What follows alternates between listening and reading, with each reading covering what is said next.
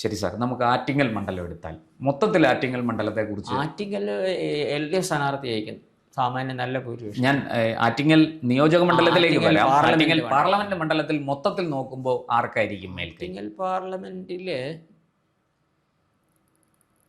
അത് ഏകദേശം LDF UDF ഈക്വലായിട്ട് ബലാബലത്തിൽ നിൽക്കും. അതിൽ തന്നെ ഈ കാട്ടാക്കട അസംബ്ലി മണ്ഡലത്തിൽ BJPക്ക് സാധ്യതയുള്ള സ്ഥലം.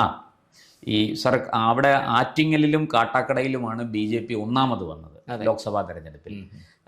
ആറ്റിങ്ങലിൽ BJPക്ക് ശക്തമായ വേരോട്ടം. പക്ഷേ ഇപ്പോ അസംബ്ലി വരുമ്പോ അസംബ്ലി വരുമ്പോൾ ആറ്റിങ്ങലും ചിറയൻകീഴും സംവരണ മണ്ഡലങ്ങളാണ്.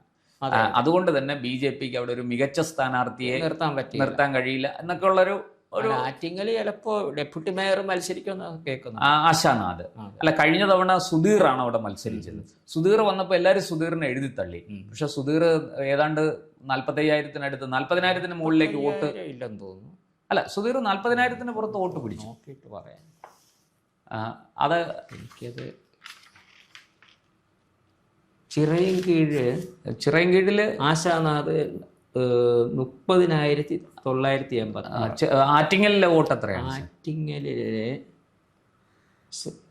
സുധീർ സുധീറിന് 38,238. ഏതാണ്ട് 40,000-ന് വോട്ട് വരുന്നുണ്ട്. അപ്പോ ആറ്റിങ്ങലിൽ മോശമല്ലാത്ത ഒരു UDFിനേക്കാൾ കൂടുതലാ ആറ്റിങ്ങല് രണ്ടാം സ്ഥാനത്ത് വന്നു.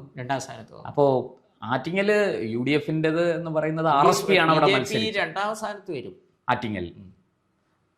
ലോക്സഭാ തെരഞ്ഞെടുപ്പിലെ പ്രകടനം ആറ്റിങ്ങലിൽ ആവർത്തിക്കാൻ കഴിഞ്ഞെന്ന് വരില്ല, ആവർത്തിക്കാൻ കഴിയത്തില്ല. അത് V മുരളീധരൻ ആയതുകൊണ്ട് കിട്ടിയതാണ്. സോറി, അങ്ങ് കാട്ടാക്കടയുടെ കാര്യം പറഞ്ഞു. കാട്ടാക്കട BJPക്ക് വിജയ സാധ്യത ഉള്ളതാണ്, ഉറപ്പ് പറയാൻ പറ്റത്തില്ല. അത് 3 കൂട്ടരും ജയിക്കാനുള്ള സാധ്യത. നിലവിൽ IB സതീഷാണ് അവിടെ. IB സതീഷിന് കഴിഞ്ഞ 2 തവണ 16-ലും 21-ലും IB സതീഷിന് ഈസി വാക്ക് ഓവർ ആയിരുന്നു. പക്ഷേ ഈ 26-ലേക്ക് 16-ൽ 800 വോട്ടിനായിട്ട് ക്ഷമിക്കണം, 16-ൽ ശക്തമായ മത്സരം നടന്നു. കഴിഞ്ഞ തവണ നല്ല ഭൂരിപക്ഷത്തിലും ജയിച്ചു അദ്ദേഹം.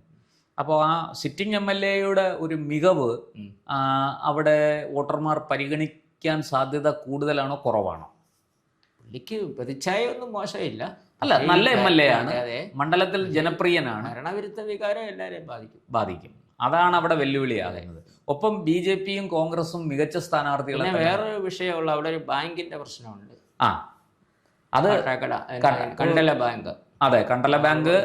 അത്തരം വിഷയങ്ങൾ അവിടെ CPM-ന് ഒരു വെല്ലുവിളിയാണ്. BJPയും കോൺഗ്രസും മികച്ച സ്ഥാനാർത്ഥികളെ തന്നെ നിയോഗിക്കും, അതിൽ സംശയമില്ല.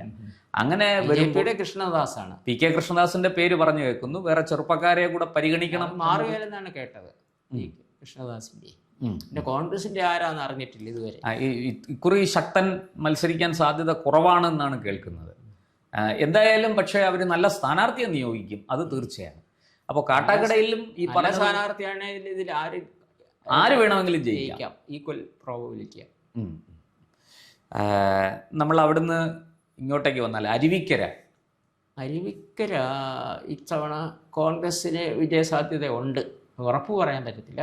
അവിടെ കോൺഗ്രസ് അല്ലെങ്കിൽ LDF. അവിടെ BJPക്ക് സാധ്യതയില്ല. പക്ഷെ BJP ഏതാണ്ട് 10-25,000 വോട്ടുള്ള ഒരു മണ്ഡലമാണ്. BJPക്ക് 25,000 കൂടുതൽ വരും. 25,000 കൂടുതൽ വോട്ട് കിട്ടാൻ. ഇപ്പോൾ കഴിഞ്ഞ തവണത്തെ കാര്യം പറഞ്ഞാലേ അരുവിക്കര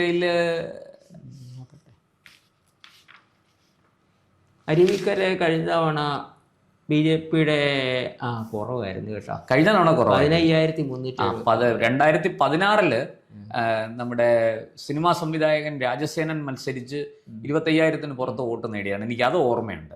അതിനു മുമ്പ് അവിടെ ഉപതെരഞ്ഞെടുപ്പ് നടന്നപ്പോൾ രാജഗോപാൽ 33,000-നടുത്ത് വോട്ട് പിടിച്ചായിരുന്നു അദ്ദേഹം. അപ്പോൾ BJPക്ക് അവിടെ ശ്രമിച്ചാൽ വോട്ട് കിട്ടുന്ന ഒരു സ്ഥലമാണ്. പക്ഷെ ഇക്കുറി അവിടെ സ്റ്റീഫനാണ് LDFിന്റെ സ്ഥാനാർത്ഥി.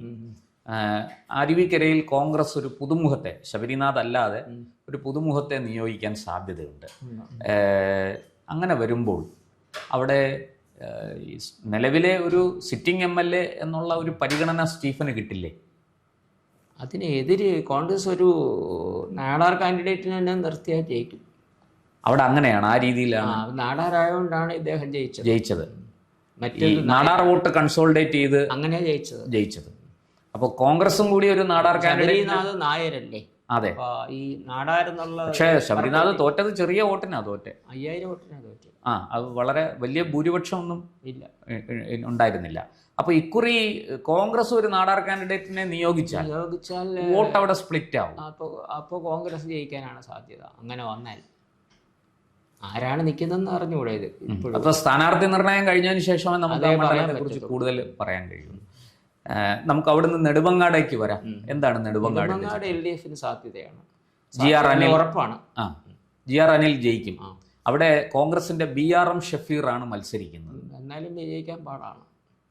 BJP അവിടെ ഒരു പുതുമുഖത്തെ, ഒരു ചെറുപ്പക്കാരനെ നിയോഗിക്കും എന്നാണ് അറിയുന്നത്. ഒരു 35,000 ഒക്കെ പ്രതീക്ഷിക്കാം. ഈ ചാനൽ ചർച്ചകളിലൊക്കെ പിന്നെ നന്നായിട്ട് പെർഫോം ചെയ്യുന്ന യുവരാജ് ഗോകുൽ ആണ് അവിടെ മത്സരിക്കുക എന്നാണ് കേൾക്കുന്നത്.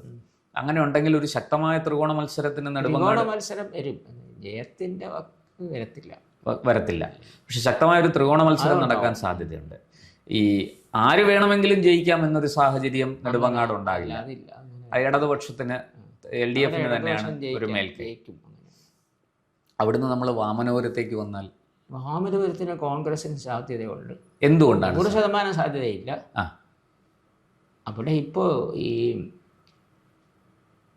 ലോക്സഭാ തെരഞ്ഞെടുപ്പ് വെച്ച് കോൺഗ്രസിനാണ് ലീഡ്.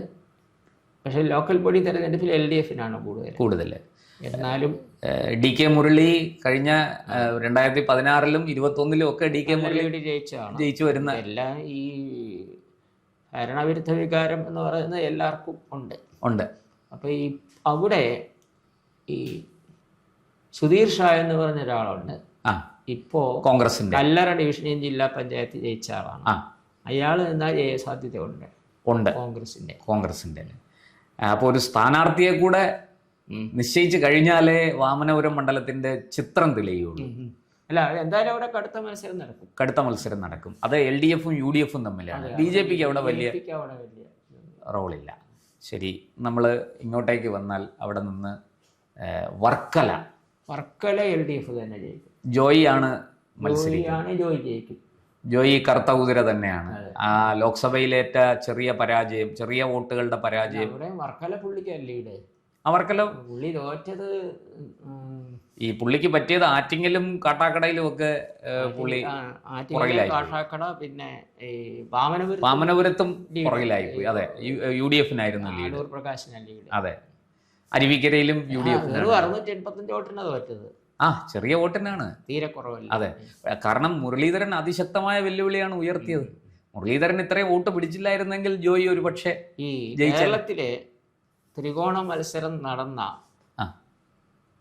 ഏറ്റവും ലക്ഷണമൊത്ത ത്രികോണ മത്സരം നടന്ന അവിടെയാണ്, ആറ്റിങ്ങൽ ലോക്സഭാ മണ്ഡലത്തിലാണ്. പിന്നെ ത്രികോണം നടന്നത് തിരുവനന്തപുരം മണ്ഡലത്തിലാണ്. തൃശ്ശൂരൊന്നും ത്രികോണം അങ്ങനെ അത്രയും ത്രികോണം എന്ന് പറയാൻ പറ്റത്തില്ല. ലക്ഷണമൊത്ത ത്രികോണ മത്സരം. നമുക്ക് ചിറയൻകീഴും കൂടെ ചർച്ച ചെയ്താൽ നമുക്കിത് ചിറയൻകീഴ് UDF സ്ഥാനാർത്ഥി ഒരു ചെറിയ ലീഡിൽ ജയിക്കാൻ സാധ്യതയുണ്ട്. എന്തുകൊണ്ടാണ് സാർ? കാരണം എത്രയോ വർഷങ്ങളായിട്ട് LDF ജയിച്ചുകൊണ്ടിരിക്കണം, CPI ജയിച്ചുകൊണ്ടിരിക്കണം. മണ്ഡലം ഉണ്ടായ 2011-ലാണ്. ആ 11 തൊട്ട് തുടർച്ചയായിട്ട് 3 തവണ LDF ജയിച്ചു. ഇപ്പൊ ഈ കഴിഞ്ഞ 2011 മുതൽ 3 തവണ LDF ജയിച്ച CPI ജയിച്ച മണ്ഡലമാണ്. BJP ക്രമാനുഗതമായിട്ട് വോട്ട് കൂടി വരുന്നു. ലോക്സഭാ തെരഞ്ഞെടുപ്പിലും BJPക്ക് 40-45,000 വോട്ട് കിട്ടിയ ഒരു സ്ഥലമാണ്.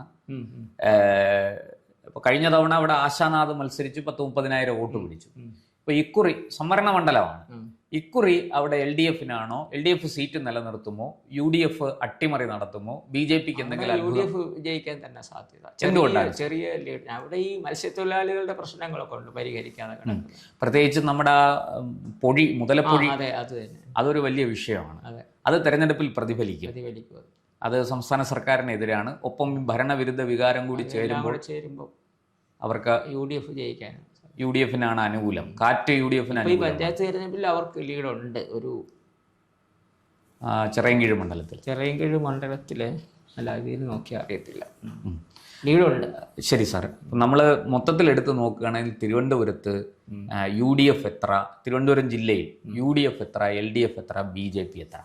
UDFന് ഒരു 4 മുതൽ 6 വരെ സീറ്റ് കിട്ടും. അല്ല, UDF 4 മുതൽ 6 വരെ, ആ. LDF ഒരു 5 മുതൽ 7 വരെ, ആ. BJPക്ക് ഒരു 1 മുതൽ 4 വരെ സീറ്റ്. 4 വരെ സീറ്റുകൾ കിട്ടാൻ സാധ്യതയുണ്ട്. അതായത് അങ്ങ് പറഞ്ഞ നേമം, കഴക്കൂട്ടം, വട്ടിയൂർക്കാവ്, കാട്ടാക്കട, ഈ 4 സീറ്റുകളാണ് BJPക്ക് കിട്ടാൻ സാധ്യതയുള്ളത്.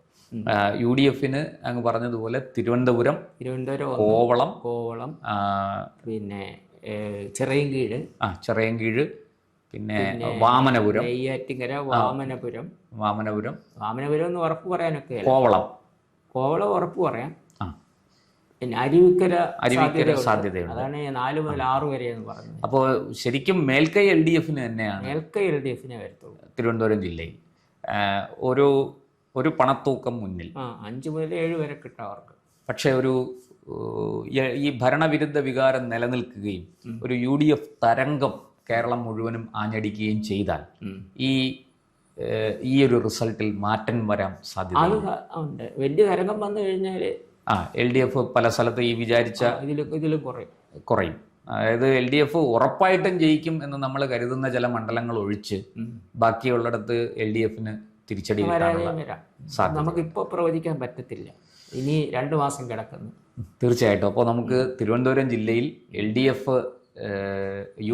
4 മുതൽ 6 വരെ, LDF 5 മുതൽ 7 വരെ, BJP 1 മുതൽ 4 വരെ സീറ്റുകളിൽ വിജയിക്കാൻ സാധ്യതയുണ്ട് എന്നാണ് അങ്ങയുടെ അഭിപ്രായം. നമുക്ക് വരട്ടെ, ഈ വിഷയം നമുക്ക് സ്ഥാനാർത്ഥി നിർണയം കൂടി കഴിഞ്ഞതിന് ശേഷം കുറച്ചുകൂടെ സൂക്ഷ്മമായിട്ട് ചർച്ച ചെയ്യാം, കുറച്ചുകൂടെ വിശദമായിട്ട് ആഴങ്ങളിലേക്ക് ഇറങ്ങി ചർച്ച ചെയ്യാം.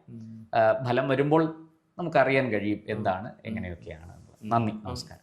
കൂടുതൽ വാർത്തകളും വിശേഷങ്ങളും നേരിട്ട് ലഭിക്കാൻ ജനങ്ങളിൽ നിന്ന് ജനങ്ങളിലേക്ക് ജനഭൂമി ന്യൂസ് സബ്സ്ക്രൈബ് ചെയ്യൂ. ബെൽ ബട്ടൺ അമർത്താനും മറക്കരുത്.